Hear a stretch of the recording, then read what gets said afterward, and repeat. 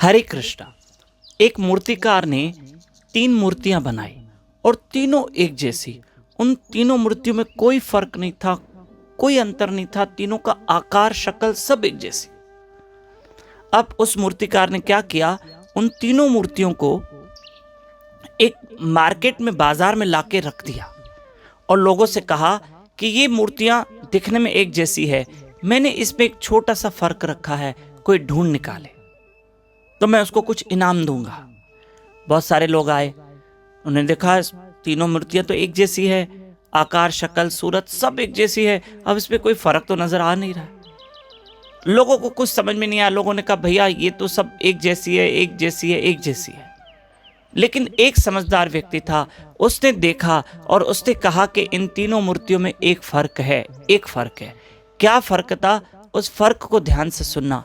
पहली मूर्ति में दोनों कानों में कोई भी छिद्र नहीं था। पहली मूर्ति में दोनों कानों में कोई छिद्र नहीं था और दूसरी मूर्ति में दोनों तरफ छिद्र थे और तीसरी मूर्ति में एक तरफ ही छिद्र था। यह फर्क नजर आया और उस व्यक्ति ने क्या किया, जिसने उस मूर्ति में फर्क ढूंढा, अंतर ढूंढा, तो उसने क्या किया, एक पतली सी तार लेकर आया। पहली मूर्ति में तो दोनों तरफ छिद्र ही नहीं थे ना, तो उसने उस पर तार नहीं डाली। दूसरी मूर्ति में तो दोनों तरफ छिद्र थे, दोनों तरफ, तो एक तरफ छिद्र में तार डाली तो यहां से तार निकल गई। और तीसरी मूर्ति में एक तरफ ही छिद्र था, उसमें तार डाली तो वो अंदर जा रही थी और वो अंदर यहां जा रही थी। तो उस व्यक्ति ने कहा मूर्तिकार से कि आपके मूर्तियों में ये फर्क है एक। तो मूर्तिकार खुश हो गया और उसको इनाम दे दिया, इनाम दे दिया। अब ये मूर्तियां क्या थी, मॉरल ऑफ द स्टोरी क्या है? जब लोग सत्संग में जाते हैं, हजारों लाखों लोग सत्संगों में जाते हैं, कथा कीर्तन सुनते हैं, पर उसमें भी 3 प्रकार की श्रेणी है।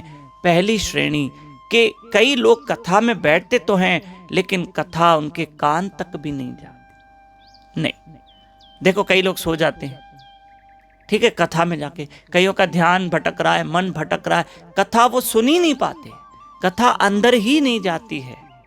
और दूसरे प्रकार के वो लोग जो कथा सुनते तो हैं, थोड़ी देर के लिए सुन भी लेते हैं, लेकिन थोड़ी देर में वो कथा भूल जाते हैं, भूल जाते।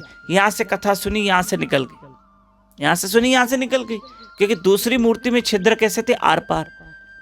तो दूसरे प्रकार के, दूसरे श्रेणी के वो लोग हैं जो कथा में जाते तो हैं, सुनते तो हैं, पर यहां से निकल जाते। और तीसरे प्रकार के वो लोग, वो श्रेणी है, वो भक्त हैं जो जैसे मूर्ति में सिर्फ एक तरफ से छिद्र था, दूसरी तरफ था ही नहीं, है ना, और उसमें तार डाली गई तो वो तार अंदर जा रही थी। ऐसे वो लोग जो कथा बड़े ध्यान से सुनते हैं और अपने जीवन में उतारते हैं और अमल करते हैं और अपने जीवन में परिवर्तन लाते हैं, वो सत्संग को अंदर उतारते हैं। तो हमें तीसरी श्रेणी का भक्त बनना है, तीसरी श्रेणी में आना है, ताकि हम कथा सुने और हमारे अंदर उतरे और हमारा भला हो। 12 नवंबर मंगलवार के दिन एकादशी है और बहुत बड़ी एकादशी, देव उठनी एकादशी। उस दिन भगवान विष्णु 4 महीने के बाद योग निद्रा से जग जाएंगे।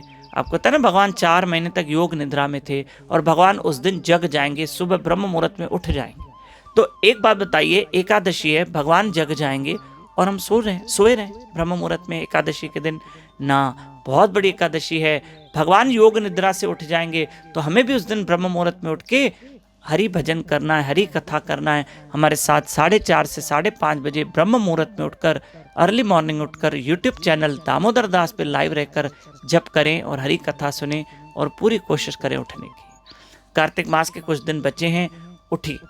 15 नवंबर तक कार्तिक मास है, रोज सुबह उठकर हमारे साथ जप कीजिए, हरि कथा सुनिए। हरे कृष्ण।